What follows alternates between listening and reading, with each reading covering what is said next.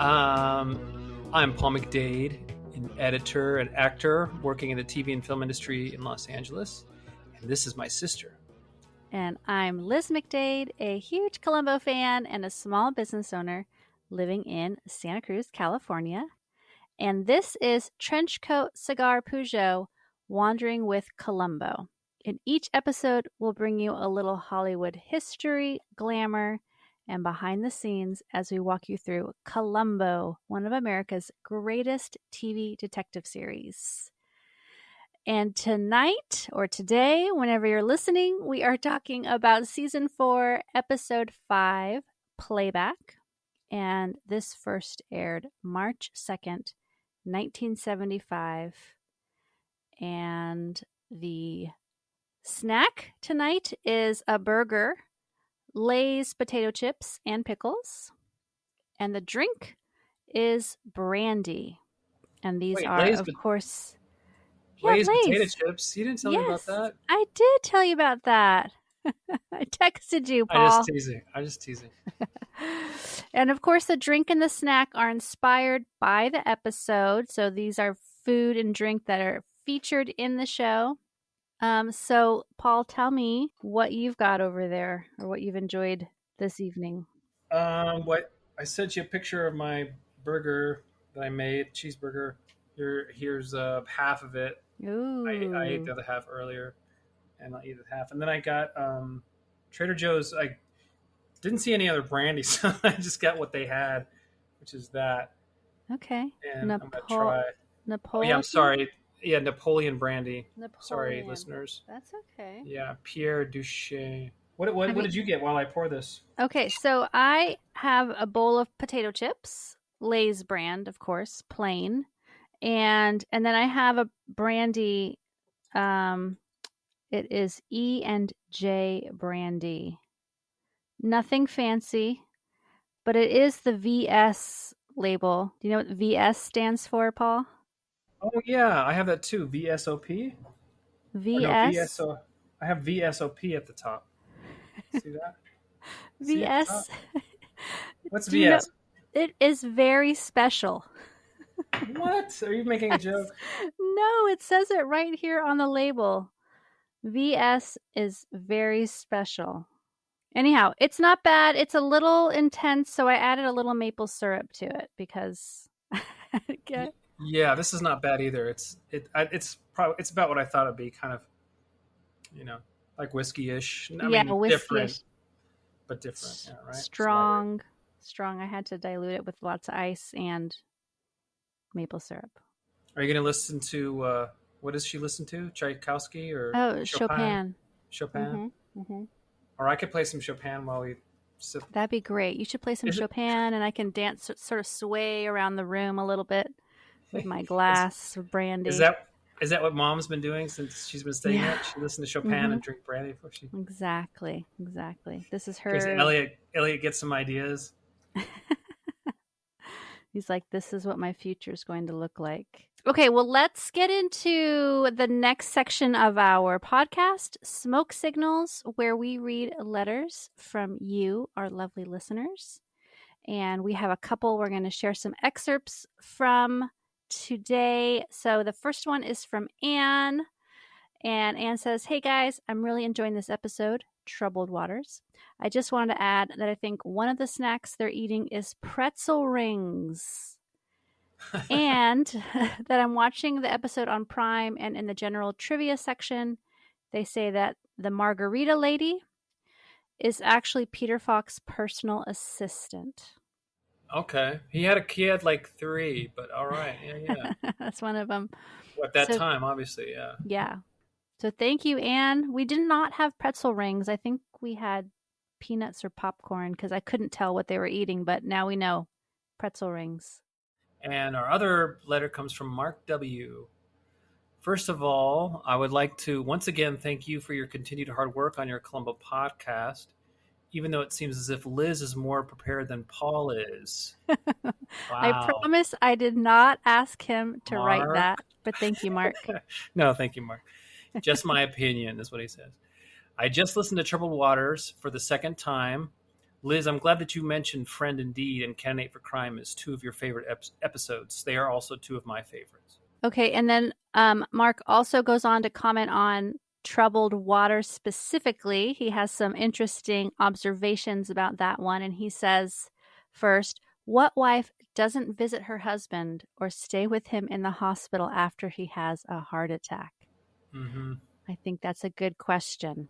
Yep. And then he also points out, if no one visited him, especially his wife, where did he get his pajamas? He came in wearing swim trunks. And don't tell me that the hospital just happens to carry extra pajamas that are in his size. Also, how did he get the passkey that he made? He doesn't think that swim pants back then, and I do remember them, Mark says, had any pockets to hold it. Good point. Good point. I don't know. Paul, what do you think? Any thoughts? Well, yeah. I mean, they didn't think about the wife being there. You could assume that she cared about him in some ways. She also didn't. That was kind of clear. But they don't have to show everything. You know, they don't have to show every scene. Usually, I don't think they cut out. I don't know if they cut out too much in general of what they shot. You know. Yeah. But that does happen. But yeah, I don't. It may have not been in the script, but it does seem like a big flaw. Yeah. With the pajamas and the pass key. What if he put it there beforehand? I mean, he was so meticulous on everything being true. there. That's a good point. So yeah, those are just quick thoughts on that. What do you think? Yeah, I agree. I didn't think about it until he points it out, but it is odd that he's up there, no wife, no pajamas, but then he's in pajamas. Yeah. Yeah. I would agree. Well, thank you both for writing in, and for everyone who writes to us. We always love reading your emails, even if we don't reply very quickly. And if you want to drop us a line and share your thoughts on Columbo in the podcast, you can drop us a line at trenchcoatcigar@gmail.com. All right, so now we are going to get into the thick of it and break Finally. down. Oh my gosh. Oh my gosh, really? We're like 8 minutes in. Let's talk. All right, we got about Columbo. 10 minutes. Let's wrap this up. Come on. All right, so the opening shot is on a gate with the little gatehouse on the other side and a lovely home. And then we see it's nighttime and we see someone at a window breaking in through a window pane. This person wipes their shoes on the exterior of the house. Then they walk down the hill and come back around and pull up in front of the gate from the street. And I just want to say, Paul, I spent a very long time trying to find the exact filming location for this home. I could not find it, but apparently it was used. Yeah, apparently it was used in Charlie's Angels. Oh, no, nobody knew the address? Or? No, I could not find the address. Oh, okay. It's in the Lady Killer episode, I believe, of Charlie's Angels, and then $6 Million Man in the Hocus Pocus episode. But yeah, if anyone knows where this house is, this house could be gone today. It might not actually exist anymore, but if anyone knows, I would love to know where this was filmed. It's a really cool house. Did you looked up at Columbo File too? Yeah. I looked on the Columbo File resource map. I looked on IMDb. I looked on random forums online. No luck. All right. So the person, our villain, who haven't quite met yet, but he checks in. The guard checks him into his home, and then the guard returns to the shack and is just sitting in this small guardhouse staring at the monitors. I feel like this might be one of the world's most boring jobs. So the man comes into his house and into the living room, and there is a really cool sofa in there, I just have to point out. Lime green with white and yellow, sort of like fan or shell shaped designs all over it. And there is a familiar piece of decor in the background. It is. You recognized it? Mm-hmm. Yeah, you mentioned the orange thing, right? The oranges or whatever. The lemons, Lemon tower. Yeah. It's a tower of lemons, like a ceramic lemon tower. It was used in negative reaction. And the room is full of plants and greenery and green and white colors. And we meet the whole family hanging out in the living room. We meet Gena Rowland or Rowland. How do you say her name, Paul? I think it's Gena Rowlands. Gena Rowlands. She looks fabulous in a yellow dress. We meet the mom of this family, the matriarch. We learn about Harold and his dynamic with his mother-in-law. He's quite rude to her, and she's not that fond of him. Yeah.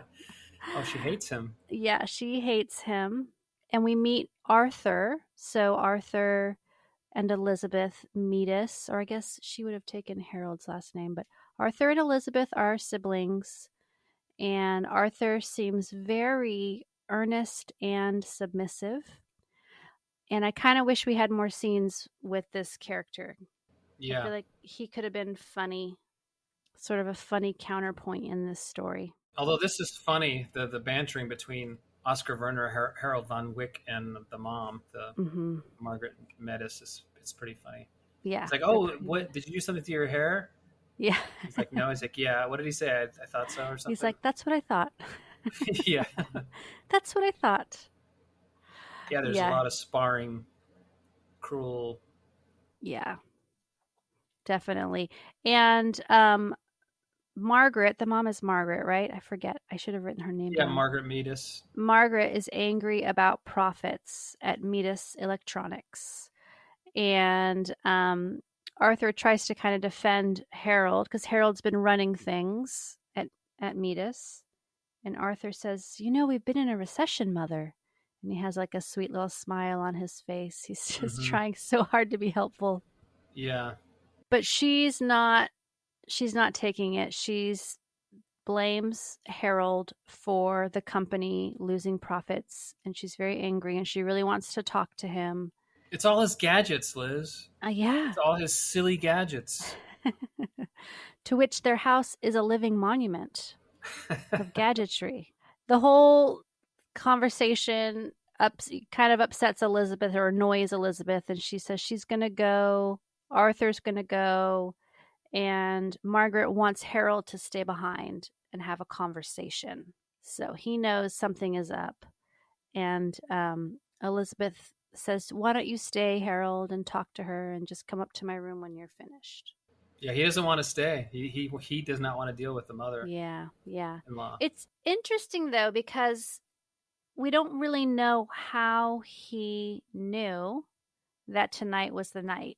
Tonight was the night she was going to give him an ultimatum, which she's about to do in private. But he has already put into motion his plan, right? So, well, if he has all these equipment, he's probably recording all the time. I mean, obviously he's not recording all the time, but much of the time he probably found out somehow.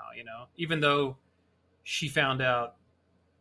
Right now, you find out that he was having an affair. Right. A couple of affairs. He's been having multiple affairs. Margaret's been documenting all of this with the private detective. And now she needs him. She wants him to resign, or she's going to tell Elizabeth about the affairs. And she says, you have to resign by the morning or else.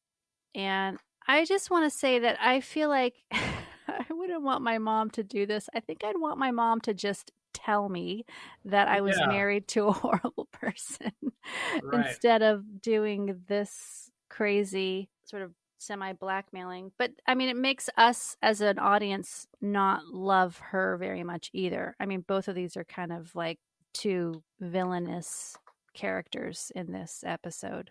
Yeah. And it's, obviously she realizes he has brought so much joy to her, even though he's doing all these, cheating on her, lying to her and stuff.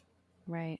Yeah. So maybe she's weighing, I don't know. I mean, why would she keep him on, Well, she's not, I guess. I guess she's just, maybe she has more plans. Maybe she's going to let it go quickly. Like after she lets him go, gets him to resign, then maybe somehow she brings it up. I don't know.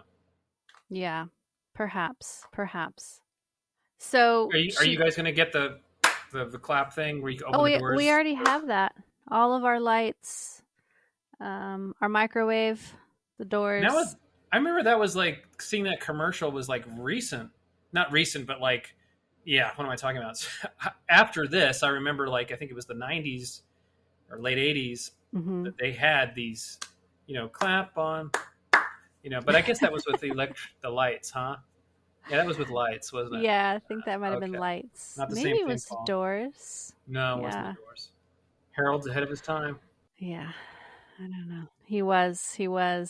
He gives a little curtsy to his Oh yeah, it's great. queen mother on his way out the door. I feel like that's him. I feel like that wasn't in the script. Oh, he just improvised that? Yeah, I mean, who writes that? And because the way he Yeah. does it, you know what I mean. Like if you wrote that in the script, like maybe they did. Maybe David P. Lewis and Booker Bradshaw had that in there. But I feel like he was a tough actor. Did you read the David Koenig? I did, and I forgot to bring my book into the recording space with me out here. But I did remember reading it, and it sounded like he was Oskar Werner, who played Harold, was difficult to work with. Do you want to share what you remember, Paul? Because I read it a while ago. Yeah, I remember that it was that one of the producers was thinking like, oh, what about Oscar? Well, they knew they wanted Gena Rowlands. You remember that's Cassavetes' wife. Yes, yeah. And it might have been Everett Chambers or Dean Grove. I can't remember who, but they were like, well, let's get, Oskar Werner might be good. So they reached out to him in Vienna. He was interested. No one met him at LAX. He agreed, but so he flew out here. No one had picked him up, and he was pissed that nobody was there to greet him. Mm-hmm. And then when one of the producers went to the hotel room, the Beverly Hills hotel room, he berated them for not picking him up at the airport. Oh dear. And then it might have been Chambers, but they argued back with him, which was not the best thing. And so then he said, I'm quitting. Oskar Werner was like, I'm going back. And then they called Peter Falk and maybe Dean Hargrove, and they went to the hotel, and Oskar acted like nothing had happened. And then, and I think they had heard that David said, Koenig wrote that he was known for being difficult and drinking a lot, an alcoholic. Yeah, I remember. And so I guess he shut down the first day of shooting, or one of the first days, because he was passed out. Oh gosh. But then he didn't do it again. They said after that. I mean, they only had like, a week of shooting or something. So you'd hope he wouldn't. Oh my gosh. So he was in 2 of Francis Truffaut's films. Francois Truffaut. Did you ever see any Francois Truffaut films? Can you name a title for me? I'm not sure if I have. The 400 Blows. No. About a little boy with Jean-Pierre Lou. Jules and Jim. He did Jules and Jim. Jim, I think, was the Oscar played Jim. He played one of the main male characters with Jean Moreau. And then he did another film with Truffaut. They did I think it was the only English-speaking film Truffaut did, and it was a adaptation of Bradbury's Fahrenheit 451. Oh, okay. Dad mentioned that to me before I came out to record with you, Paul. Oh, okay, yeah, and that was Oscar was the lead. My parents are visiting, dear listener. That's why they're here at that. Not here in this recording space, but here. Well, tell the listeners what Mom wanted to do. Oh yeah, Mom wanted to sit in the studio with me and just watch me talk to you. I said, and where is she, Liz? I said no. I said I what? just I know. I'm just kidding. Yeah, that might be kind of. She might start talking, and we wouldn't know what she was saying. So. And she wouldn't be able to hear your side of the conversation. She would only hear my side of the conversation. Yeah. But she might try to get some of this brandy from me, and I'd have to be like, "No, Mom, it's my brandy, my chips. No, it's not enough for you." Yeah. Then you would turn into Oskar Werner. Mm-hmm. And then I'd be passed out. We'd have to postpone recording. Yeah, so Oskar Werner. So on Fahrenheit 451, the English-speaking film he did with Truffaut, he he went against, he had an idea already for the hero that was different than what Truffaut conceived. Mm-hmm. And it became very difficult for both of them because Werner wanted it a certain way. Like Truffaut said that Werner was like, he would ask him to, if he asked him to wear his pants crumpled, Werner would probably iron them. Oh my gosh. But he also pointed out that Werner was so in Fahrenheit 451, he plays Montag, who's like the firemen only burn books now. They don't burn houses down because the houses have something that they won't ignite anymore for some reason.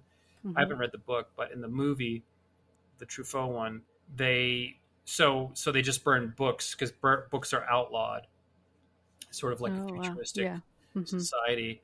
And Werner's character Montag is one of the main burners, and he starts to become curious after meeting this woman on the tram, on the subway. She starts questioning him to question. It's kind of like Brazil's kind of like this in a way. I'm sure Terry Gilliam and Tom Stott or the other writers were influenced by this, perhaps. But he plays the character with his wife. He has a wife who is sort of brainwashed. They're all kind of brainwashed in a way, and they only watch TV. Even the newspapers have no text. It's just images that you look at. Oh, wow. When they watch TV, they watch like this reality type show called The Family, and you get to be in the family sometimes. So it's interesting. But Oskar Werner is kind of rude to his real wife, but then sort of he wanted to like his character to sleep and sleep with this other woman that he meets who makes him question things, and Truffaut didn't want any of that. Anyway, it was I read somewhere else too that someone said Truffaut told him not to smile, and that and angered him. But I from what I can tell, it was more Werner not wanting to submit to anything that Truffaut wanted, and because he was in England and he didn't have any of his regular crew, except for maybe a screenwriter, it was difficult for him. He would just film, and then he would go home he would go to the Hilton, and then he would go to the studio. He just went back and forth and not really going out or doing anything. But it sounded like it was very difficult. Oscar sort of like made it harder. In the first film he did with Oscar, Jules and Jim, it was all in French, and Oskar Werner didn't really know French that well, so they had to paste all the dialogue in French, big cardboard stuff. So when you see him in that movie, he kind of follows along, like when he sings the song, you can really tell. But Truffaut thought he was extraordinary. Thought he was incredible in Jules and Jim. I mean, the first choice for Fahrenheit for Truffaut was not Oskar Werner. It was James Mason. Anyway, yeah. So I guess a lot of people didn't want to work with him anymore, according to David Koenig in the Columbo book. Yeah. And this was one of the he did a lot of theater work, I think, at the end there. Okay. Traveling around, but this lists as the second to last thing he did. Oh wow. Yeah, he actually passed, like I think the same year that Truffaut did, which was interesting. Yeah, I think he could have. A lot of people don't remember him. I mean, people who grew up around this time were alive when these films were coming to the theater. Do remember him, but today's generation, younger people, they don't know. No one remembers him too well. Yeah. Because I think he limited himself in some ways. Yeah. It sounds like he might have burned too many bridges there. Yeah, but yeah, he was great. He I saw everything I saw him in. He was good. I watched Shoes of the Fisherman, The Spy Who Came In From the Cold. That was really good. Ship of Fools I've seen before. I mentioned Jules and Jim I'd seen a couple times. Lola Montez. That's what Truffaut saw him in. It's a Max Ophuls. Ophuls.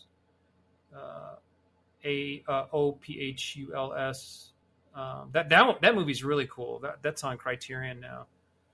But Lola Montez. Yeah, in the movie, it's actually spelled like Mom's last name. Oh, cool. But when you look on in credits and stuff, there's an accent over the E and it's S instead of Z. But in the movie, she does this. It's good. It's a good movie. It's a beautiful movie. But she does this circus presentation of her life. It's really weird, but it says Lola Montez with a Z, Oh, cool. and I thought that was really, really Yeah. interesting. Distant But relative. yeah, could be. She was a real Imaginary. character. No, she was real. Oh, okay. I think Lola Montez was real, or maybe I'm an idiot. But Or both, yeah, or Paul. both. Both can be Based true. on the novel by Cecil Just kidding. Saint Laurent, The Extraordinary Life of Lola Montez. But like, yeah, I think she had an affair with Liszt. I think supposedly she had an affair with Liszt, and so that's one of the stories she tells at the circus. Franz Liszt. Yeah, and so one of the people she meets is Oskar Werner. He's a student. All right, but Peter Falk is not in that. Yeah. We'll put all these movies in our show notes. So if your dear listener, you want to watch some of these other Oskar Werner films, you can check out the show notes on your podcast player. Let's go back to Columbo. And we see after he curtsies, he heads over to his video recording room, like an equipment room. And he's clearly setting up his video equipment to create his alibi. So he's clearly like plugging in one camera into a recording and then moving another. He's doing all kinds of fiddly stuff. But what he's doing is he is sending a video of an empty living room down to the guard shack. And then the live feed of the live living room is being sent to a recording so that he can record what he's about to do, but the guard won't see it. The guard's just seeing the empty room. So Elizabeth comes down the stairs after he's finished setting up the video equipment, and she's in lots of pink. She has a pink fur trim robe on top of a pink nightgown. He turns her right around and takes her back upstairs, helps her get into bed, and take her sleeping pill for the night. He says goodnight to her. He says he has to go out to an art gallery, and she says she'd like to come, and he says, no, it'll be too crowded, because she's in a wheelchair and somehow she can't navigate around people, which seems silly, but that's his excuse, and she buys it. And then he heads out for the night, or he heads out from her room, but he tells her he's going out for the night. But actually, he's going back downstairs. Margaret is still listening to Chopin and sipping her brandy. She chugs the last little bit, and then she starts to go upstairs for bed when she hears a noise. And she turns and walks to the study. Oh, wait, so I made a mistake. I misspoke.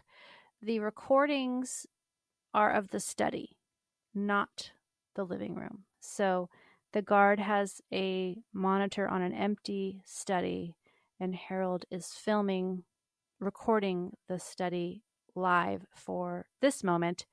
She hears a noise in the study. She goes into the study.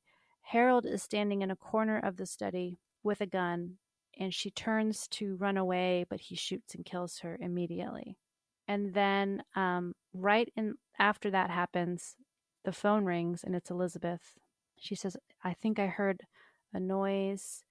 And he says, no, I didn't hear anything. And he says, Mother's fine. She's still got her brandy and her Chopin. So he hangs up on Elizabeth. She goes back to bed. And then he does the last bit of fiddling in the video equipment room so that the guard is going to see the murder happen after his little timer clicks in. Then the video feed will switch over so that the guard thinks that the murder is happening a little bit later. Yeah, it's pretty intricate the way he switches things around and stuff. Mm-hmm. But yeah, that's his whole design. Yeah. To get away with this, to trick the security guard and consequently the police. With the time, he keeps looking at his watch. Very elaborate alibi that he has set up for himself. And now it's time for an art show. So Harold Van Wyck arrives, shows off his super cool watch. It's a Meta Star, and he shows it off to the new art gallery employee who he looks at. He stares at for a little too long, and we pick up more of his sort of slimy guy vibes, which Margaret was pointing out as well.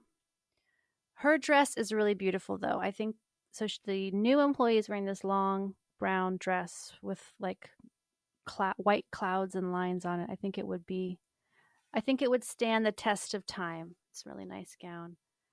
And this is not the first time an art gallery has been used as an alibi. Do you remember the other one, Paul? Suitable for framing. That's right. When the art critic goes to the art show of a very questionable artist and spends the whole night there while his uncle's house is being robbed. All right, so meanwhile, back at the house, the murder tape that's in the video equipment room starts up, and the guard sees it on his monitor out in the guard shack, and he snaps into action and runs up to the house. And then Harold gets alerted. There's a call to Grant Galleries, and Marcy answers it. And that's the scene kind of ends with her kind of looking up at him, and I think he holds up his champagne glass or something towards her. But now Columbo's on the scene, and he shows up to the Mita's home with a cold. The mom, Margaret, he sees is there on the floor, dead.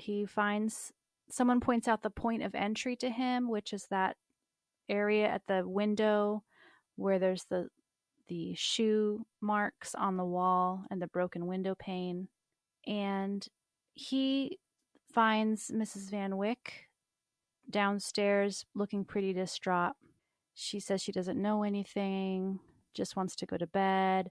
She clearly doesn't want to talk at all. And so he offers to kind of help her upstairs. And on the way up, she answers a few of his questions. And then she asks Columbo, I thought this was really sweet. She says, why? So this is starting to look like a robbery, right? Because the murder happened in the room where the family has a safe. So everyone is assuming this must be some kind of a robbery. Not a murder, but a robbery gone wrong. And Elizabeth sweetly says, like, why did he have to kill her? Why couldn't he just, run away? And Columbo says, I know, which I thought was a pretty good response. He's trying to empathize with her in this moment. So now Harold has shown up. He's talking to a cop in the study, and he hears someone sneeze from behind a curtain. And that's a little bit upsetting, but it's Columbo. He's back there. He's been poking around. Oh, he's there before Columbo gets there. Is he? Yeah, because he passes by them when they pull the body up. Ah, okay. I missed that. Like part. he doesn't even say anything to Columbo. Yeah, I didn't notice him there. But then he just walks past him behind him. Okay. Because then that would give him time to like remove the clock and anything he might need to get out of the way. Oh, right. Good point. It's right when Columbo comes in. He's standing by the fireplace. Okay. And then he passes Columbo. Ah, good eye, Paul.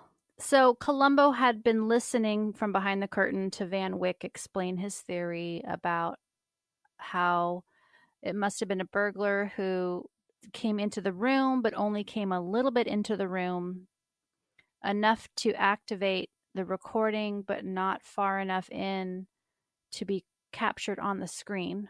And he points out that the camera doesn't cover the whole room. It's really just focused on the safe because that's what they were trying to protect. Yeah. There's their first little, or one of the early tit for, like kind of competitive. Well, why didn't you have two cameras? No offense, sir, but why didn't you have two cameras? Exactly. And then Columbo points out like, oh, wow, that was really bad luck that the burglar didn't come in one step further and end up on the camera. Mm-hmm. And then Harold says, may I go up to my wife now, please? And I felt like that was, that was fairly convincing that he showed like genuine concern in that moment. At least that's how I interpreted it. I don't know. Yeah, and then like, go ahead. maybe he's just a really good actor, but in my mind, he seemed like to know that that was the good and right thing to do, was to go comfort his wife at that moment. But it's also saying like, can I please have some time here? Like, can you please get off my back and so I can spend some quality, you know what I Yeah. mean? Like, it's sort of like sort of insulting him in a way. Like, Right. you're already badgering me and I just discovered, Right. Yeah, that's true. It's not just about being a good husband, but it's also like telling Columbo, like, leave me alone, man. like you're being a little rude, aren't you? Shouldn't I be able Yeah. to be with my wife who's in distress right now? Yeah. So now we're going to check in with Baxter, who's the security guard with one of the most boring jobs in the world, where he sits in that little room staring at empty rooms. And Columbo wants to verify the timeline with Baxter, who tells him, yes, that's how it all went down. And then Columbo notices the magazine on Baxter's desk. He notices that Van Wyck wrote his contact information or the name Grant Galleries on a magazine, but normally he comes into the shack and writes down on the log where he's going. So this is one of those inconsistencies that Columbo's always noticing. If somebody Mm-hmm. always does it one way and then this one time they do it a different way, he wants to know why. Mm-hmm.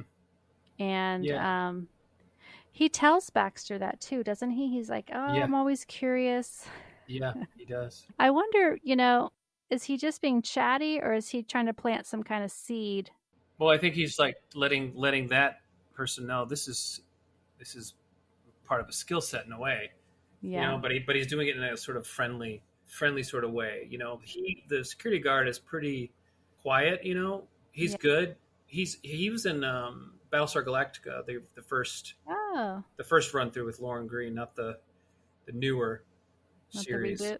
Yeah. Yeah, but he was in the movie and the TV series, and he's similar. He was real solid. I watched some of the movie. I'd seen it as a kid, but I like him. He was good too. He was in like The White Shadow. He played a dad to one of the main kids. What's the actor's name?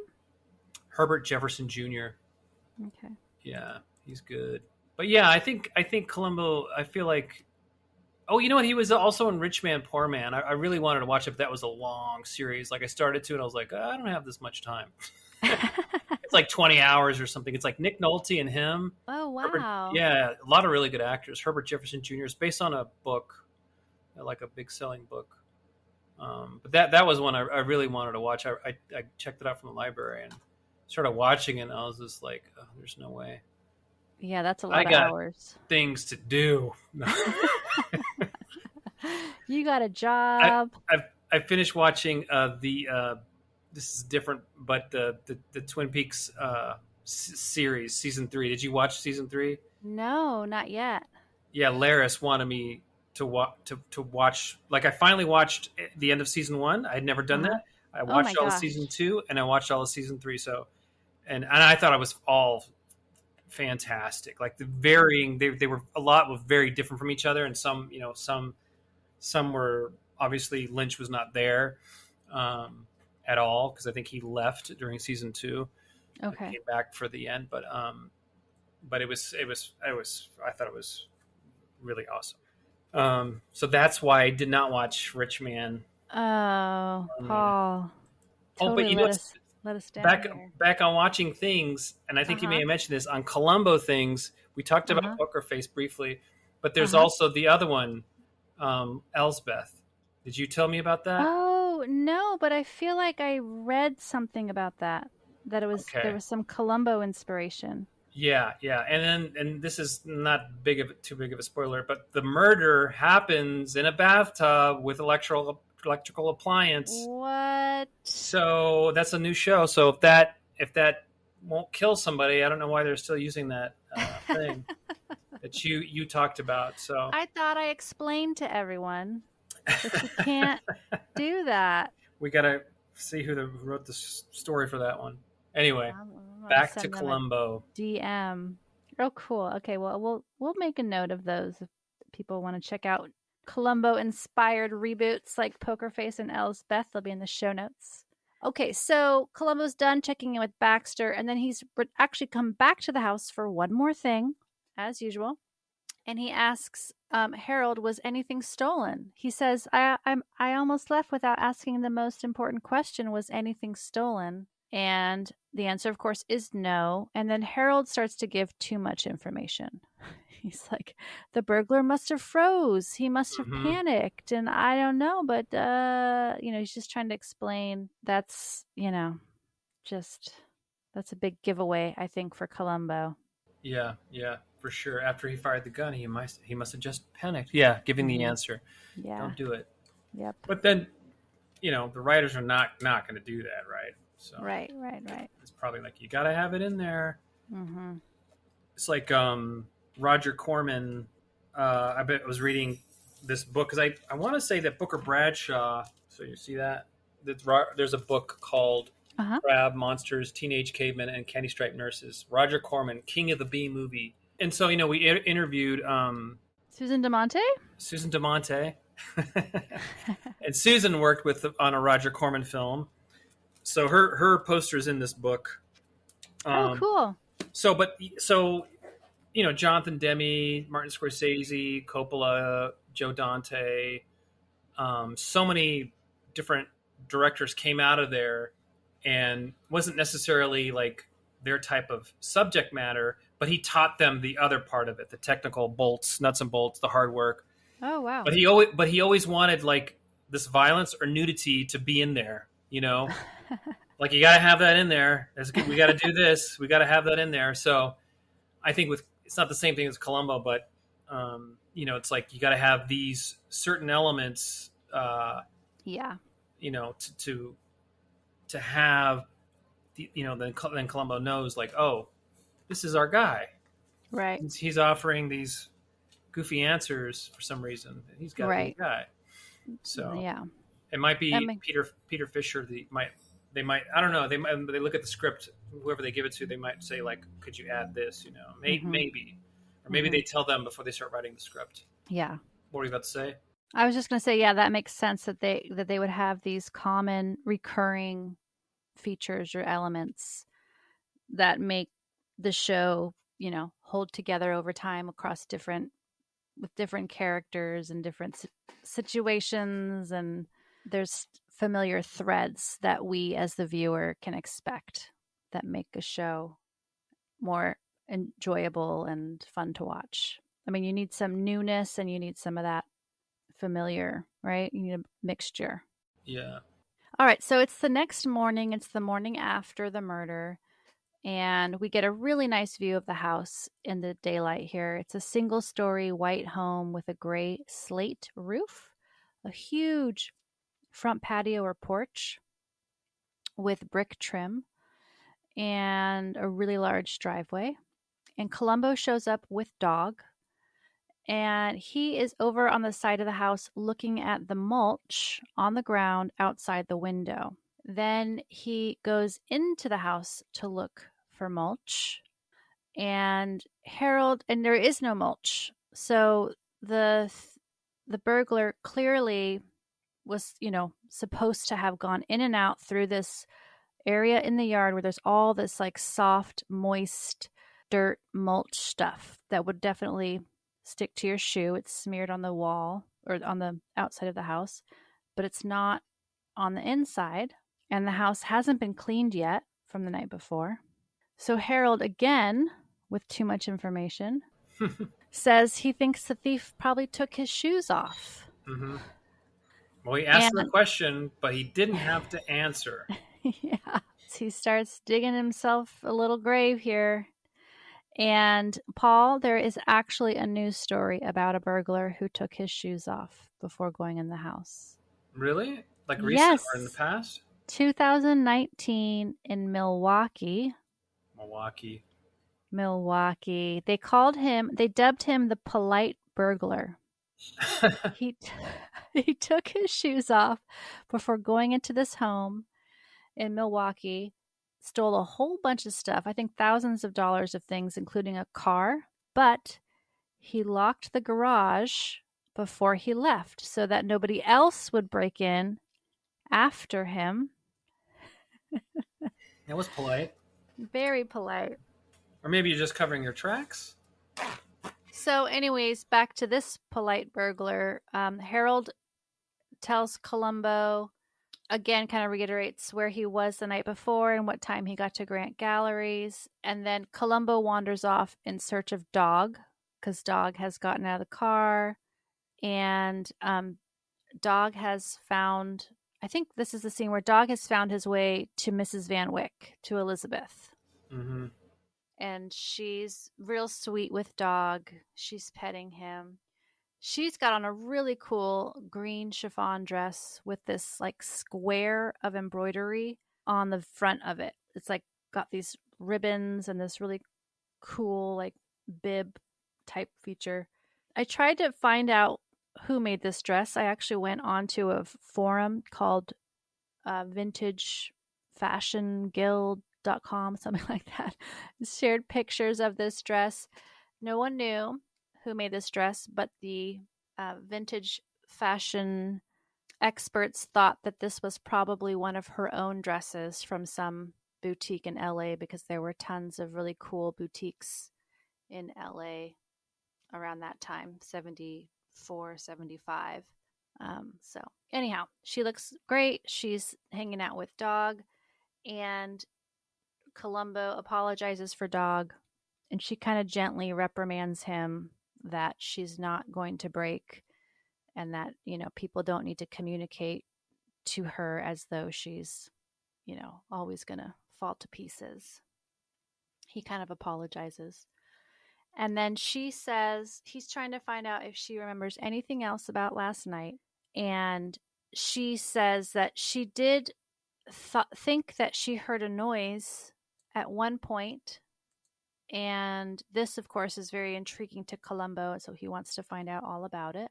And she tells him that she thought she heard a noise, and then she called down to the study or downstairs, and Harold answered, said everything was fine. And I think she said she thought she was having a bad dream, and when she woke up, she could see her doll and her robe in her room, and she felt reassured.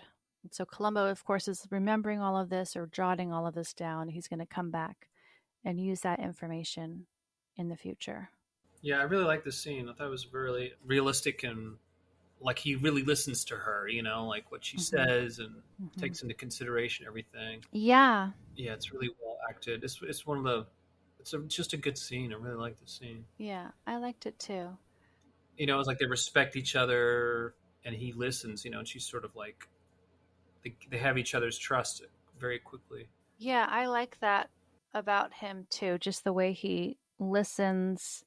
You know, no detail is is unimportant or too small. He's just listening and taking it all in, and appreciating, valuing all the little things that she can remember about the night before. All right, now it's time to check out some art. And Columbo is in Grant Galleries. And I love this scene. Mm-hmm. I love Patricia Barry, the actress who plays Francine. She was great. She's wonderful. And this is one of those scenes that's funny, but it's also giving important information for the plot. Mm-hmm. Columbo's learning a lot. But before he jumps in, he's at the gallery to verify Van Wyck's alibi. But before he jumps into that, he just wants to talk about art. Mm-hmm. And he has the direct art gallery director, or whatever the title is, sort of walk around with him while he comments and makes questions about the art. I think they talked about that in the book. David Kenning said that Columbo wanted to add more, and he made it a lot better by having these additions of him asking about the artwork and stuff. Yeah, it's so fun. She's so patient with him, and he seems pretty genuine about his comments. You know, like he's not there to interrogate this person at all. He's just genuinely wanting to understand what he's looking at. Yeah. And so you kind of get to see an authentic side of him, I think. Yeah, it's like in someone might say, "Oh, this doesn't go along with the story, doesn't move the story along," but there's all kinds of scenes like this in movies and other shows, and I think it's very funny and very effective. I think it's a good part of the show. It's like Beverly Hills Cop has that scene where he goes to interrogate, or he meets Bronson Pinchot. I forget how you pronounce his name, and he's kind of this eccentric character, and they sort of bond momentarily, but it was always like a sort of a standout scene of Beverly Hills Cop. Oh, good memory, Paul. But she's great, yeah. But just like when you think about people saying, "Oh, it doesn't move it along," but it doesn't. So if you're wanting to get right into the nuts and bolts of everything, I understand how this would bother you. Yeah. Yeah. Yeah, I liked it too. I thought his comments were funny. And I think the writers are poking fun at modern art a bit, because some Yeah, of the it you're dead like, dog, the ghost of the dead dog. I yeah, love that. yeah. You're like, That what is is this? Who wants a ghost of a dead dog in their house? I don't know. that sculpture looked pretty cool. Yeah, this actress, I remember. I think it was David Anson who wrote for Newsweek, who mentioned her. It was Al Pacino in the Harold Becker film Sea of Love, and the film itself was. It was. I remember seeing it as a teenager, and I thought it was okay. Like I loved just seeing Pacino in a big theater, even though he wasn't doing like the films he did in the '70s necessarily. He's still done a lot of great films after the '70s, but she is in it. And I remember the reviewer saying, because there's this scene where they're trying to find this, it's a killer. So it's a woman, I think it's that you think that it's a woman who's killing these men. So Pacino puts himself goes on all these like quick dates, blind dates to see if he can meet one of these suspects, that one of these women might be the killer. So he meets her, and he cuts the date short because they start to think, oh, it's not her. So then he makes another date. So she hangs around, this actress from Columbo, she hangs around and she sees that he is meeting multiple women. And so it's not a funny scene. It's a sad, brief scene. But I remember, I think it was David Anson commenting on how it was, I want to say they thought it was great seeing her because they hadn't seen her in a long time, and that they could have she could have done more, Yeah. But here she really shines. Yeah, she was fun. Sea of Love. All right, we'll add that to our list, and maybe the David Anson article. We can find it. Yeah, I could be wrong, but I'm pretty sure that was the actress in the scene. Colombo, French coat, cigar, là toujours. Colombo, au Mambo Colombo, pas de gun, pas de look, what a look. Colombo, French coat, cigar, là toujours. Colombo, au Mambo Colombo, pas de gun, pas de look, what a look. Passion meurtrière, folie passagère, rien à foutre devant l'expertise policière. T'avais un plan sans faille, pensez à chaque détail. L'inspecteur. Well, so the Columbo learns that Harold Van Wyck was at Grant Galleries. He showed up with his own personal invitation, and now we go back, and it's time for a heart-to-heart, Paul. Real quick, did you ever get any invitations like that? Like crazy cool invitations? I mean, like wedding invitations I've gotten where my name is done up, in fancy lettering like that. Mm-hmm. Well, like your wedding, right? You had invitations. We did have invitations. Yes, we did. I don't remember. But other people's weddings you went to, because you've probably gone to a lot of weddings, huh? Yeah, I mean, I don't know. I've been to a lot, but sure. I don't know why I say that, but I'd imagine because you have lots of friends from different schools, and yes, schools in El Paso, schools in California, schools in Iowa, right? Yes, this is true. This is true. Yeah. But no art gallery. I don't think I've ever gotten an art gallery invitation. unfortunately. What about you? I got an invitation to Ringo Starr's wedding Mm, when I was a baby. amazing. I'm Amazing. just kidding. Yeah, no, we've gotten invitations to SAG after screenings, but nothing cool like that. Nothing, not like a hand. Yeah, handwritten Actually, cool no, I thing. did. I did. There was a Hammer Museum invitation to see Ah, to go to Paul McCarthy opening, probably about, I don't know, 5 years ago or something. Yeah, it might St. John name might have been on there. I can't remember, but St. it was a John. You mean your wife, whose name is St. John? Liz. Don't you dare! Don't Yeah, get me started. it was a drawing of a monkey, a gorilla. It was one of his first drawings he did as an artist. That was uh, interesting. Paul But McCarthy? Paul McCarthy, yeah, not the Beatles, not Right. Paul Not McCartney McCartney. people. Yeah, McCarthy. because I did mention Ringo Starr, so Yeah. Paul McCarthy. He's Confusing a us. American artist from Utah who resides in Los Angeles, Pasadena, Okay. or Altadena rather. Okay. All right. So, Paul, it's time for a heart to heart. All right, let's do it. Elizabeth is in the study with Harold, and she says she thinks she should run things for a bit. And Harold kind of loses it. We already know this is kind of a slime ball, but now we're seeing even more. He says, "You think I would remain at the company in a position subservient to my wife?" And she's just trying to, well, I'm not totally sure why she feels like this is a good idea. For her to take over? Yeah. Well, What do you because think? why not? I mean, she's probably had the conversations with her brother and her mom, right? But why? Memory of her mom. Her mom, I would imagine, had probably said something to her at some point. Mm-hmm, mm-hmm. You know, and she obviously she loves him, but she, probably in her head, why not me? Kind of like the lady in waiting.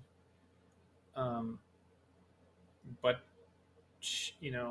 yeah. I mean, it's great that she did that, don't you think? I don't know. I don't understand exactly why she did it.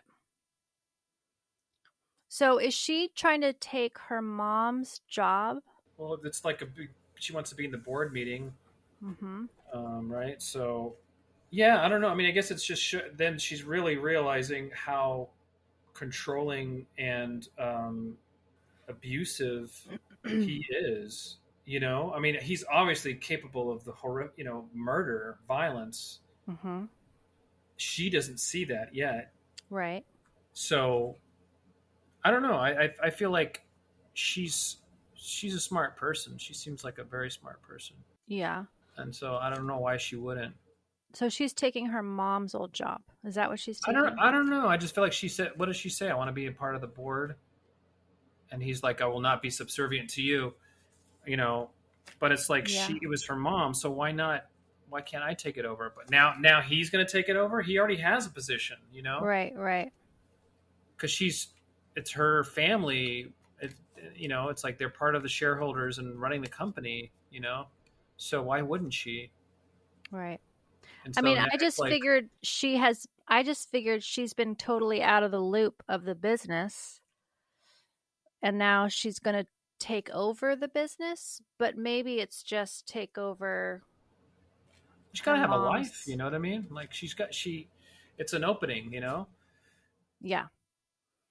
So it's just like a 16-year-old who marries a guy when they're young, and she's like, I really want to get a job, and he's like, no, you're not going to get a job. Man's got to have the job. Right, right.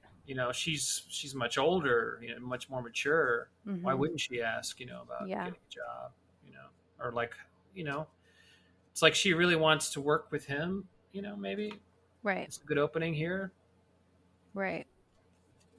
I So guess yeah, that all makes sense to me. I totally get all of that.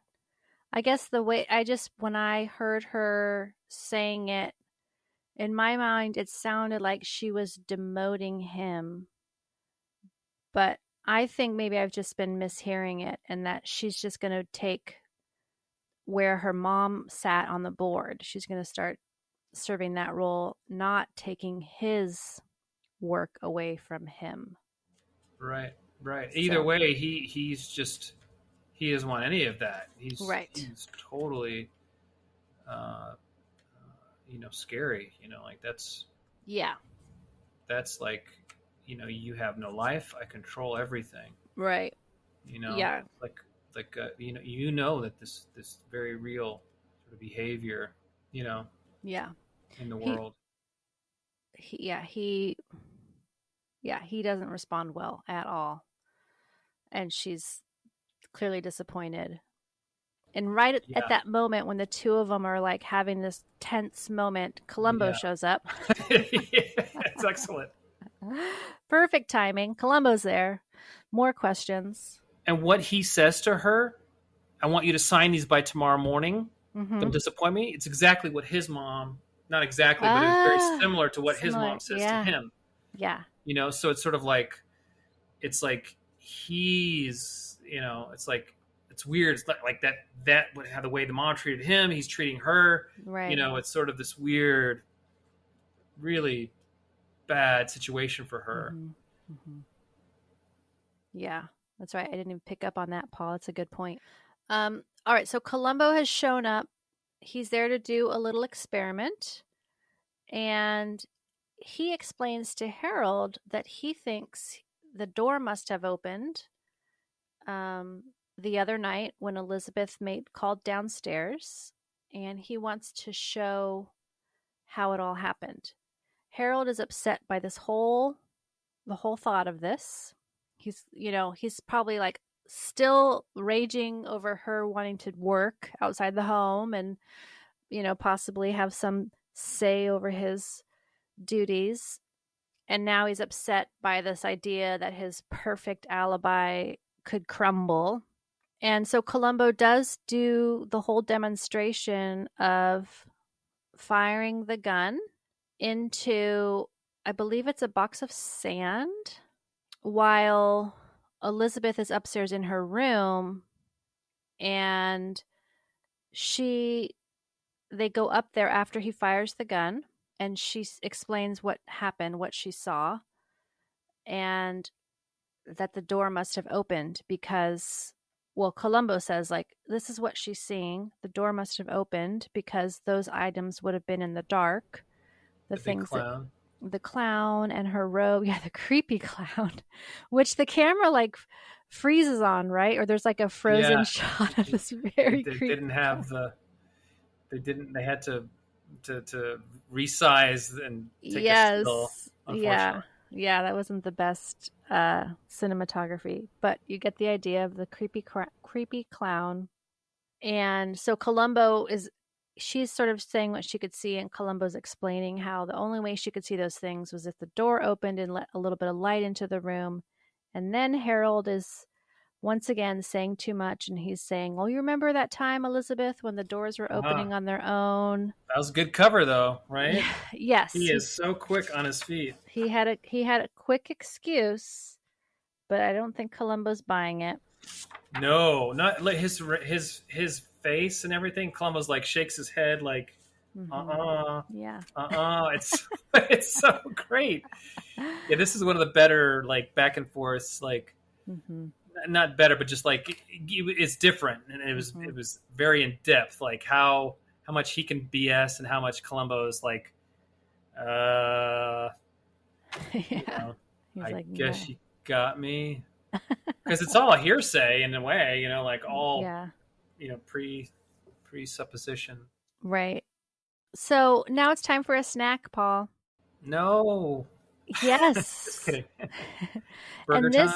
Burger time. This scene inspired the snack for our episode tonight, which was burger, pickles, Lay's potato chips. Columbo is at a little diner, and he is having dinner or lunch or breakfast. We don't exactly know. He's going behind the counter. Is he supposed to be doing that? Yeah, I do not think so. He's searching high and low for ketchup for his burger. and the waiter is shushing him because the game is on and he wants to see the play. And so Columbo, yeah, he's going around. There's Mike Lally is on the Mike scene Lally's here. watching TV. Watching TV. I have to say, Paul, that the waiter's haircut in this scene, Mm-hmm. I'm pretty sure I've got some pictures of you and our brother Andrew as kids with that same haircut. Like mom put a little bowl on your head and then just cut straight line all the way around. What about my hair now? Does it Yep. not look a little bit like his?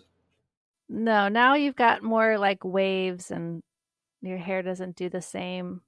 No, The my same hair's falling bowl. out and getting quicksilver streaks.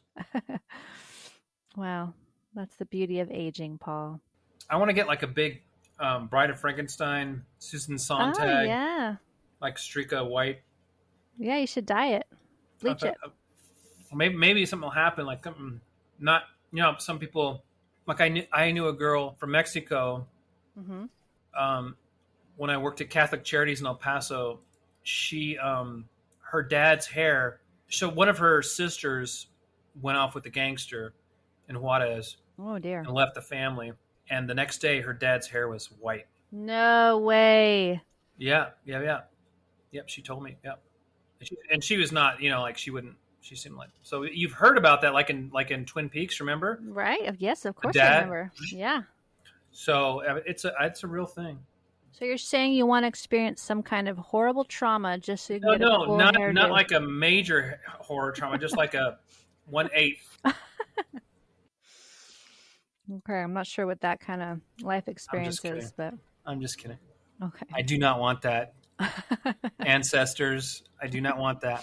Put it out there in the universe. I do not want that. All right. So anyhow, Columbo sees he's at the diner, he's enjoying his burger, and the television does a scene replay or a playback of a play during the game. So the announcer's like, let's rewind and watch that again. And it all clicks for Columbo at that moment that rewind feature and replay feature is how Harold was able to give himself an alibi for the time of the murder, because the murder happened earlier and was replayed later. All right, so now we got to see if Arthur got lost on his way to the commissary or not. Columbo has shown up at Metis Electronics to talk with Arthur. I'm sure there was some like background scene repurposing here. I didn't take good notes on this scene, but I bet there's some overlap with some other Columbos when they're in like an office lab kind of space. Anyhow, so Columbo has brought over the video recording of Margaret Metis's murder, and he warns Arthur. He says this will be a little upsetting. This is a video of your mother's murder, and I wonder if we could watch it on one of your equipments. I'm trying to understand something. So Arthur goes along, and they are dissecting the footage. They're watching it very slowly, and Columbo has them split it and play it on two screens, and he's trying to compare the murder screen to the guard screen. So he's frozen the moment right after she dies on one screen, and then he's frozen the moment where the guard comes in and discovers her on the other screen. So, and he's looking at these side by side. And I have a little note here that it's interesting that Columbo doesn't really learn much about Harold's motive. It's all about the opportunity, how he could have done it, but he really doesn't know why. But I guess, he's an intuitive person, so he might have just deduced there was some, Margaret was chairman of the board or whatever. Harold was her employee. Harold's kind of a slime ball, but he doesn't really know. I just think it's interesting. Like, oftentimes he wants to know the motive, even if he understands how it was done. He kind of wants to know why it was done. Yeah, so that could be in the writing. Either if they didn't have it, right? If they maybe they had it and they cut it out, but that would have pushed it more. But it's absent for some reason. So maybe the screenwriters, like you said, didn't for some reason left that out because yeah, you're right. He usually that usually helps him. It's like, oh yeah, there's the big motive, but he obviously is on to him. Obviously knows it's him. So, but yeah, because then that sometimes that helps him. Gives him more clues when he digs around in that area. Yeah. But here, we're all focused on the technology, and I feel like Booker Bradshaw. So Booker Bradshaw, he passed away. He seemed pretty young when he passed away, only in his 50s. But a lot of African American writers looked up to him in television as being one of the first. He was one of the first people at Harvard too. Like, I mean, they had lots of different African American students at Harvard since the turn of the century.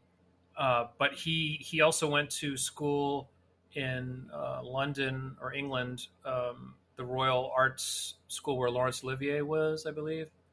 So he's very well read, and he was a good actor. He's in Coffee, Booker Bradshaw. Oh, cool. And Tarantino, this is Tarantino's favorite director, Jack Hill.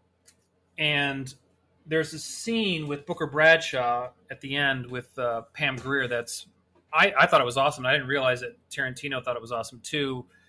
But Jack Hill said that Tarantino walked up to him at a festival or something and was like, how did you get Pam Grier to react that way? But anyway, Booker Bradshaw, he wrote for like Richard Pryor, Give Me a Break, so many different things, but he also acted. So he just knew how to do a lot of things. His writing skills, and him and David P. Lewis wrote like Planet of the Apes together. They wrote a few things together. But one of the things that when Bradshaw would write, he would get articles from newspapers. And I have a feeling that Playback was taken from an article, like a technology article on what you can do. And so he wrote 3 scripts with Gloria Goldsmith. None of them I don't think were made. It was like Disco was one, which was about a club, music club. I just got burger crumbs all over my my notes. And what else did he write? They wrote one called Silk and Salad Greens, him and Gloria, and another one was called Camp. I think it was called Camp something. But the Writers Guild has all this at their library. You can look at it. Oh, cool. And so I did. I set an appointment and went down there like I had done before, and you could see Booker and Gloria had these articles for the camp story of these kids at camp, like kids who were kind of delinquents, but they are the heroes of the TV movie. And it was great just to see he and Gloria's style and how they would invert male characters, and then and then the character would be a female character. Like they would change it to see what might work better. They even had like a rejection letter from I think it was Columbia, and for the script that they sent, and it was like it said, "Thank you for," I forget what it said. It was a nice letter, but anyway, yeah, I feel like this script is really good, but they only had a short time. They did another one. I'm not 100% that David wrote on it, but for Rockford Files, and the name of that one, they had that one bound in a book at the Guild. Oh, cool. This one, this Rockford Files one is the best Rockford Files I've seen. I haven't seen a lot, so that doesn't say a lot. Yeah. So he wrote the story. Yeah, he wrote the story for this one. Uh, let's see, Booker Bradshaw, Stephen J. Cannell, the great writer and TV writer and book writer. Oh dang it, wrote the teleplay, but Bradshaw did the story for this one. He did an Ellery Queen one. Let's see, but the Rockford Files one was called Beamer's Last Case, and I want to say I've mentioned this one before. Okay. But Booker Bradshaw and Calvin Kelly wrote that story, and then Stephen J. did the teleplay. But that one's great. Anyway, getting back to Playback, I think this one is great. I think that what we find out later at the end, the way they do that, what we're about to reveal, and then the casting too of these two characters. But it all takes place though, like it doesn't go very far. And I'll talk a little more about that. But I do think that this is very strong writing in a lot of ways. So, but back to the him at the corporation. Back at Metis Electronics. Yeah. Yeah. So it's interesting. They don't really tell us what Columbo sees, but Arthur is there saying, "What do you see? What are you seeing?" And Columbo says, I don't know. Yeah. But he's tuning into something. He just doesn't quite know what it is yet. And so now we go back to the Van Wicks and we see another lovely nightgown. And we've talked nightgowns before. I know it comes up again and again because there are so many fancy nightgowns in Columbo. And we've talked about nightgowns in A Friend Indeed and Lady in Waiting. Anyhow. Grady Hunt. This is Grady Hunt. Oh, okay. Costumes. They're very nice.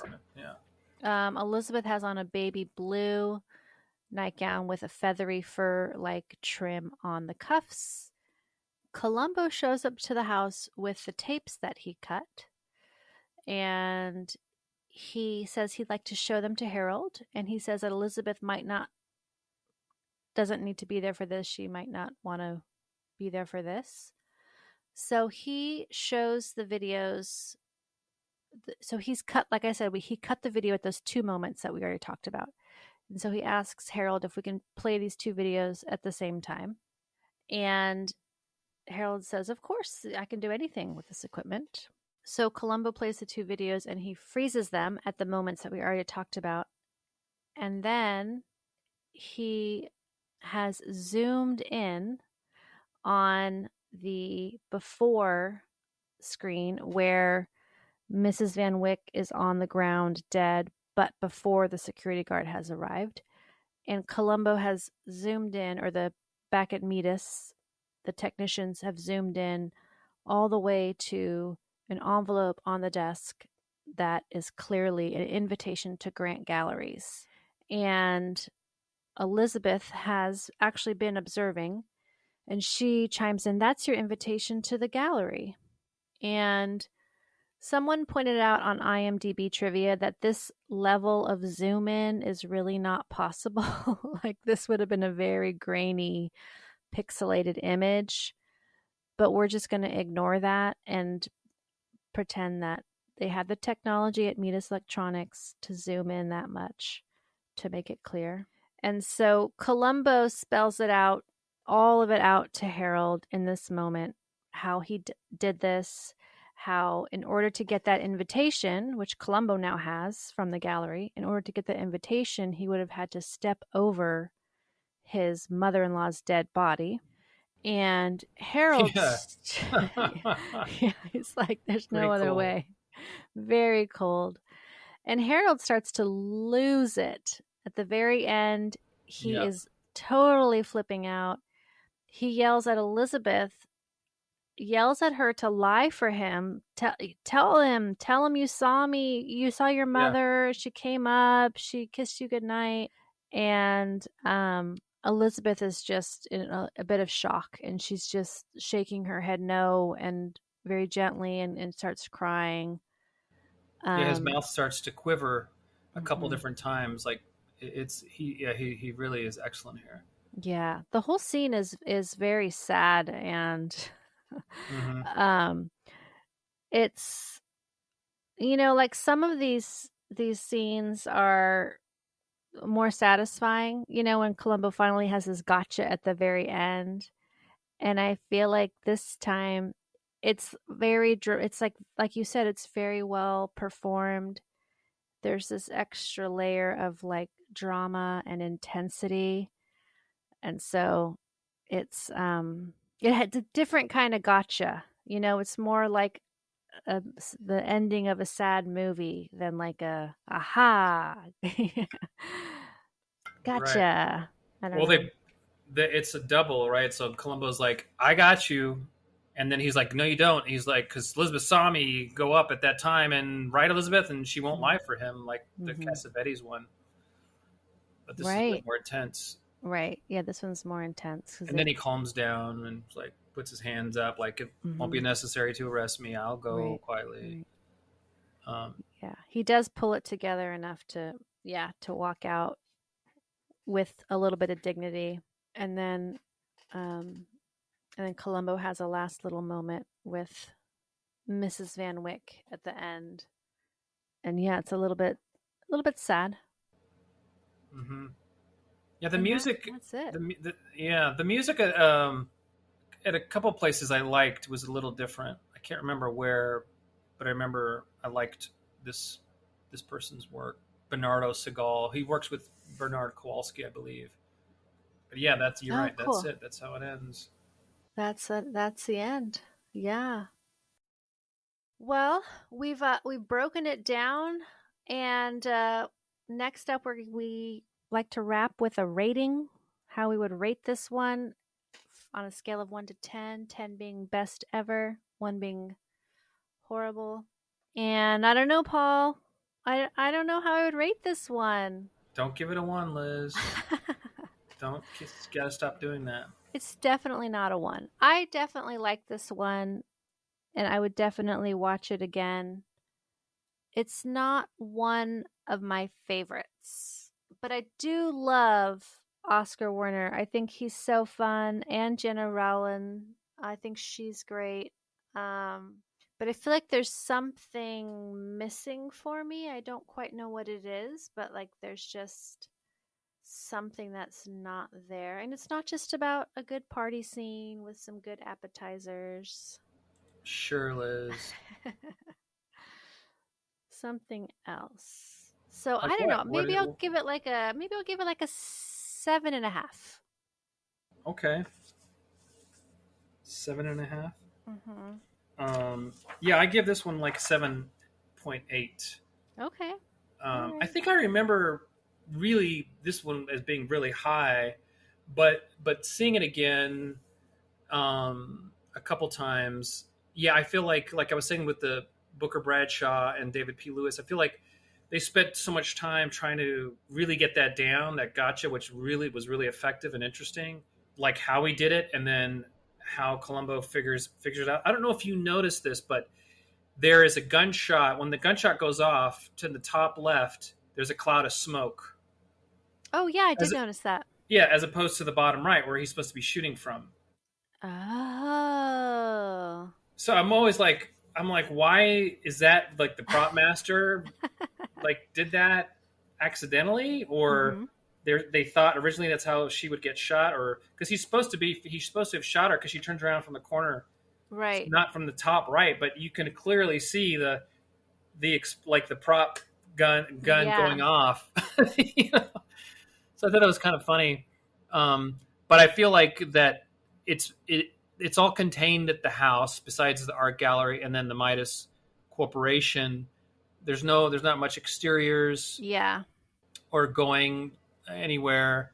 Yeah, so I think that that's part of what Yeah. is not as strong, not as interesting, that you're just sort of there with Oscar, and he kind of is just cold. He's kind of funny. He's great. He's very believable. Like, Mm-hmm. it's like he's not acting. He is feeling those things, and there's not enough variety. Maybe like even at the restaurant, it's very short. It's like you see Mike Lally for like just 2 seconds, but you don't see Right. him again. It's just like one Right. shot of him looking at the thing. And that's a very like studio feeling kind of restaurant too. It didn't feel like a real Yeah. place at all. I mean, don't you think that the house is the interiors studio too? Looks Oh like yeah. it. Yeah, Yeah, yeah. The yeah. interior is totally studio as well. But it has all the cool like set decorations, although some of those are felt kind of reused, like the lemon tower. I need a Right. new fruit tower. I I don't want to see the same one. But yeah, Yeah. I know I think you're right, Paul, that they don't really like explore LA or like um go beyond this really small universe, and that's probably part of why this one is less appealing to me. Yeah. And I think the sophistication of, like, if you watch a show like Elsbeth or Mayor of Kingston, and there's so much stuff happening, so much, dead bodies, and Mayor of Kingston, some of the violence is kicked off the roof, very that what we're doing now in film and television is very different than what we did back then for lots of different reasons. Yeah. So there's a certain sophistication, obviously, that we have, immediately, like, oh, that you could never make an image look like that. Right. It's like, yeah, that's probably so, but maybe you could still tell. Like, I mean, I work in video, so whenever I have to blow up stuff, like they blew up that doll, right? Oh, right. It was pretty clear, that was a blow up. That was a real Clown blow up. doll. Yeah. Yeah, the clown doll, and it was still all fuzzy, but it's different. I mean, it's you go tit for tat on making those kinds of comparisons and stuff. But it's like, a lot of people like, oh, he could never be charged with that, or he would never, Mhm. yeah, maybe. It's Yeah. like but yeah, it's cool to like point that out and to see how far we've come, and Yeah. in all kinds of ways: the cost of the car, the cost of the house, the law, what the police do and what the police don't do. But yeah, I do think there was a like I tried to watch some more of what Booker wrote. I'd say the Rockford one was really good. Like, it was a lot of different stuff, and it was very funny. But the Planet of the Apes one, I don't know how much time he and David Lewis had on that, but it was they maybe they had less time to write it, Yeah. because it was just okay, it was like, I'm sure when it came out, that was a big show. It's still big, it's still like they're still using that. Planet of the Apes is still very, very good tentpole or subject to use. um Yeah. No, I think you make a good point though, Paul. Like I think part of the reason this one might not be up there is that some of the technology, like you said, we have gone so far that some of the it doesn't hold up as well over time, right? Versus like the more classic forms of murder that we see in Columbo. like Um, electrocution by water. yeah, electrocution by water. Things that don't involve such dated methods hold up a little bit better over time. Um, it reminds me. I read an article about Conan O'Brien recently in the New York Times about how, like, what it is about his career that's been so. It was an interview with him, and but other people also spoke with the interviewer about his career.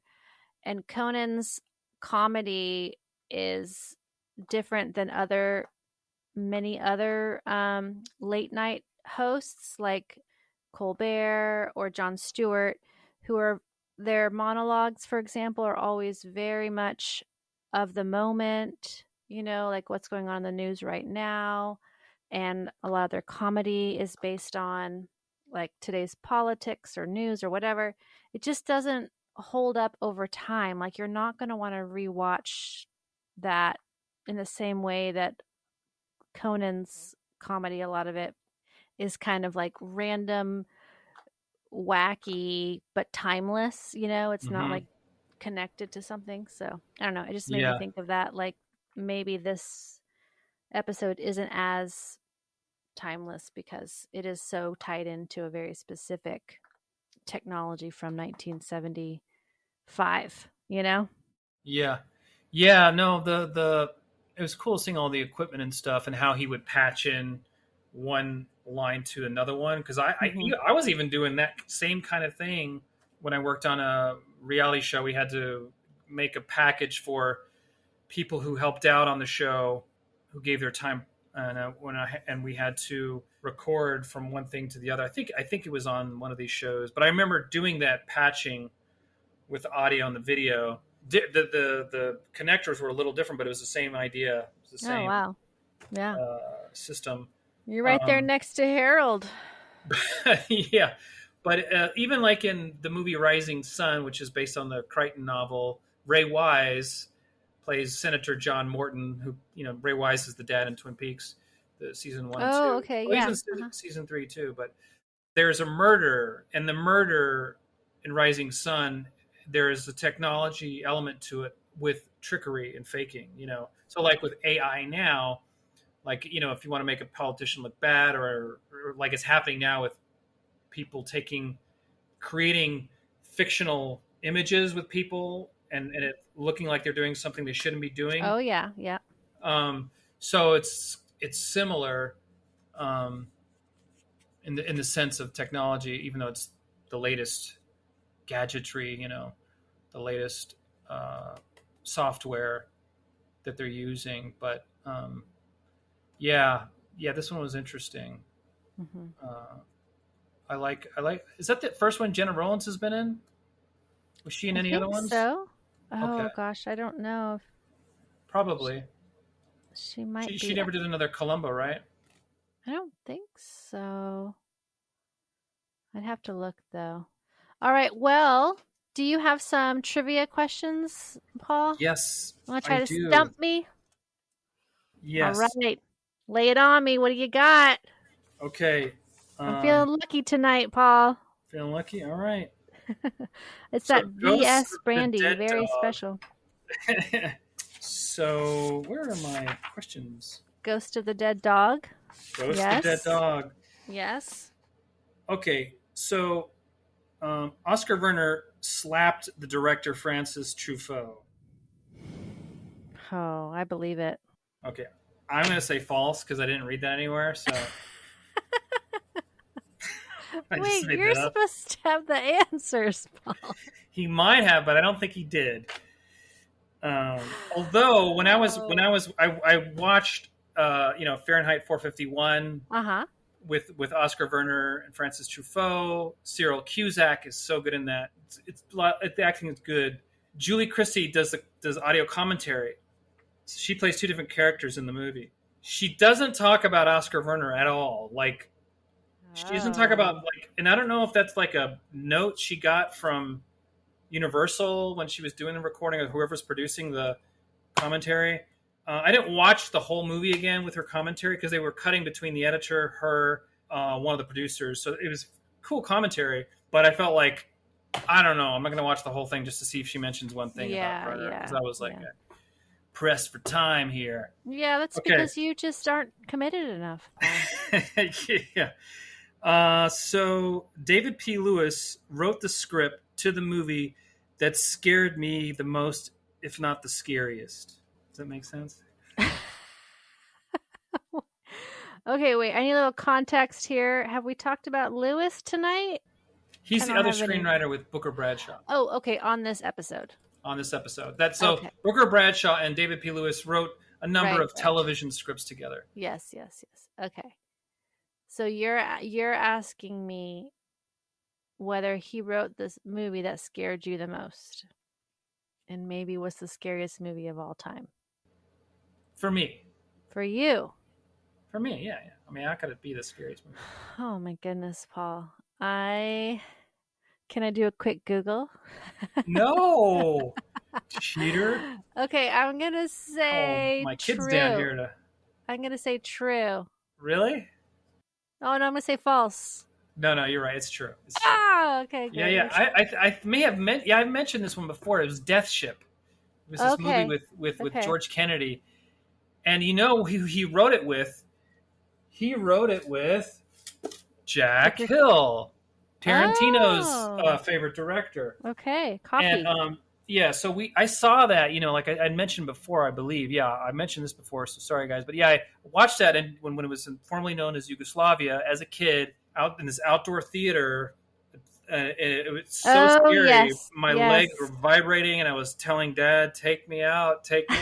I watched this movie again, and there's a couple scenes that are horrifying. Like, oh my god! I was like, I don't know if I remember because I remember we left. Dad finally was like, "Okay, yeah, let's go." But there's this. But I bought the tickets. We got to finish this. No. But there's a scene in there like. It was really. There's a couple scenes that are really like, oh my gosh, like scary. Yeah, like don't tell me. Creepy. Yeah, don't tell me. I don't need to know that. So okay, so you got one right so far. No, I count the first one as right because it's definitely you don't know if it's wrong.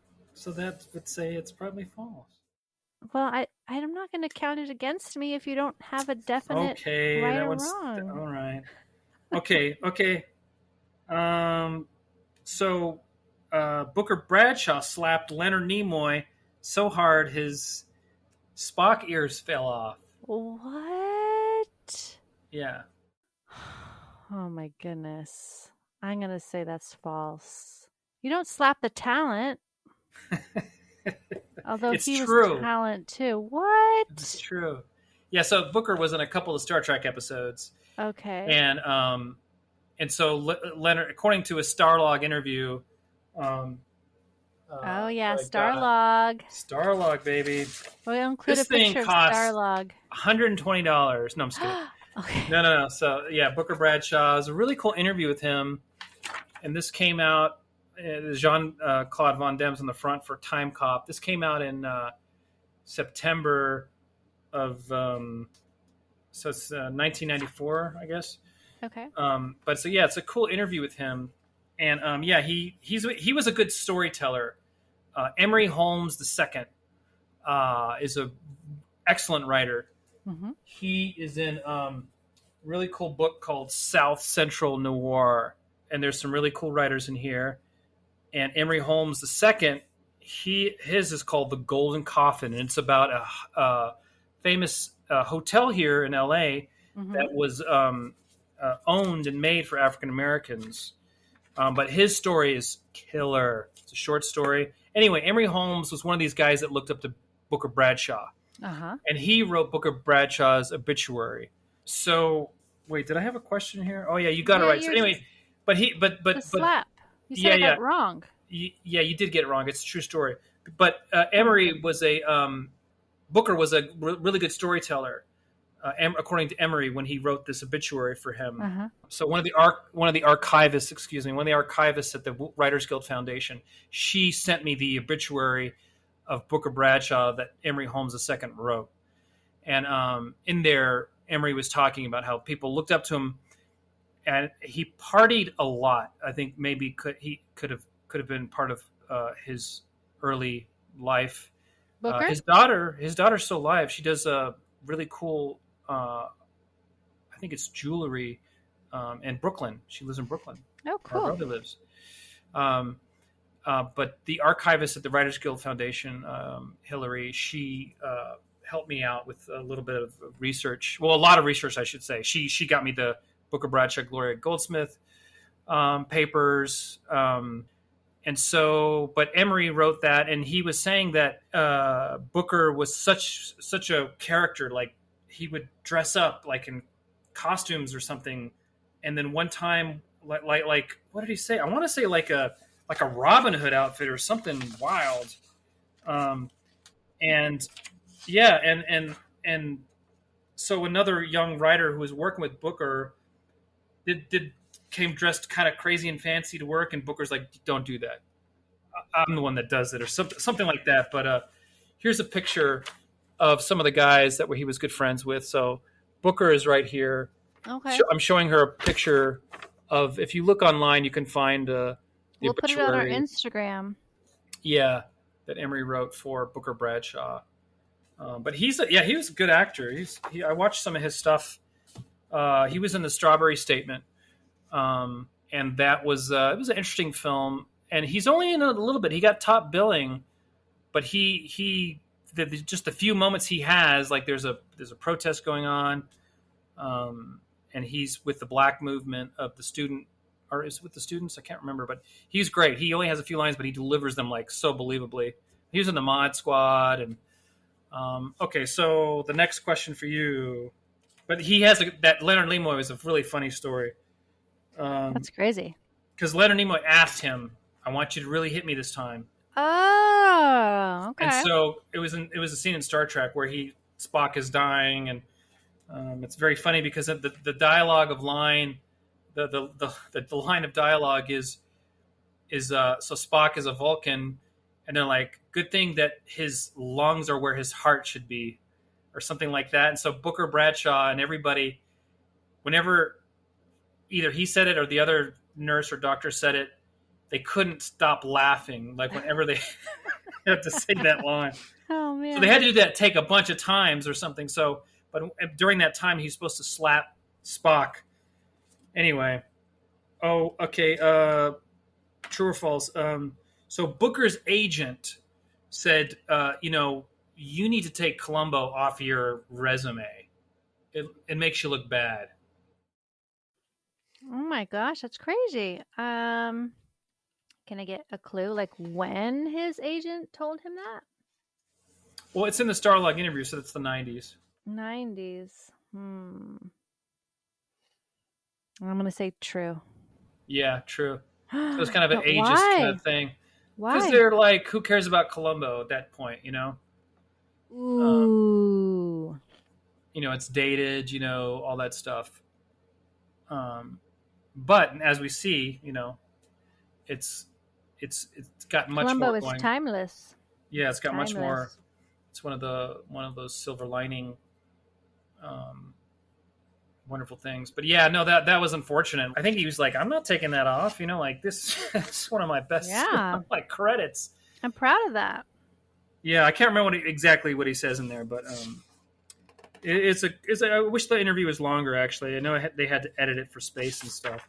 So yeah, that's pretty much it. So I won again. So you won again, of course. 100% as usual.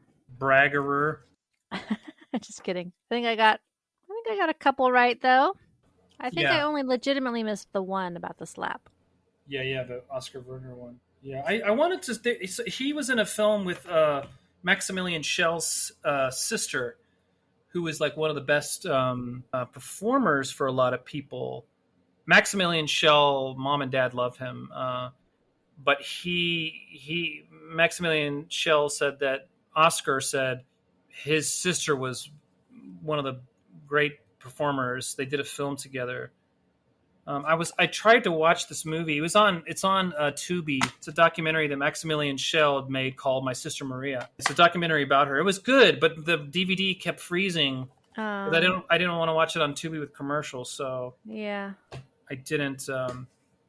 Once again, Paul, clearly skirting your duties to this podcast. But I did watch some of the Turning Point. Does that count? Martha Scott was in that. Martha Scott was a producer. Scott? She produced Which one stuff was too. Martha Scott? She's the mom who gets killed. Oh, right. Margaret Meadus. Yeah, she produced First Monday in October, I think it's called, with Walter Matthau and I forget the lead, the other lead. That one's pretty good. It's like a play, based on a play, but she's in it at the beginning, but she produced it. So kudos to her for getting out there and making a movie she wanted to make. I thought she was good. You know who I thought she was? I watched her in Ironside, where she plays like a psychic.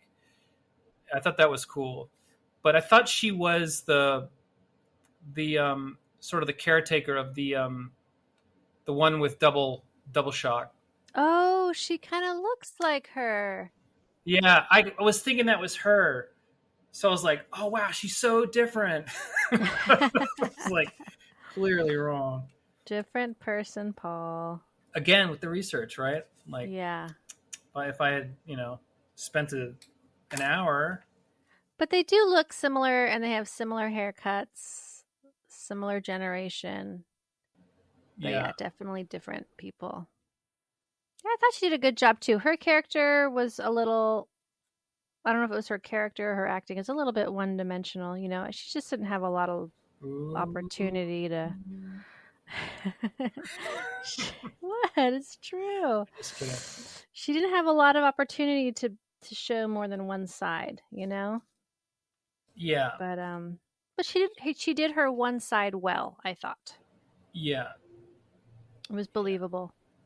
Well, Paul, we have gone deep and wide once again here. Mm-hmm. Getting into all kinds of rabbit holes. I think it's time for us to sign off. All right. And we want to thank Maxime Gervais for our theme song, Columbo. Yay! Yes, thank you so much. And our podcast is edited by John Guarenas. Thank you, John. Yay. If you'd like to add to our conversation, you can email us at trenchcoatcigar@gmail.com, or you can find us on Instagram. We are at trenchcoatcigar. And Paul, one more thing. Oh, you mean this? Like clapping so we can open the doors? Yeah. Thanks for listening. Yay! Columbo, Columbo, French coat cigar là toujours. Columbo, au mon beau Columbo, pas de gun, pas de look, what a look. Columbo, Columbo, French coat cigar là toujours. Columbo, au mon beau Columbo, pas de gun, pas de look, what a look. Passion meurtrière, folie passagère. Rien à foutre devant l'expertise policière. T'avais un plan sans faille, pensez à chaque détail.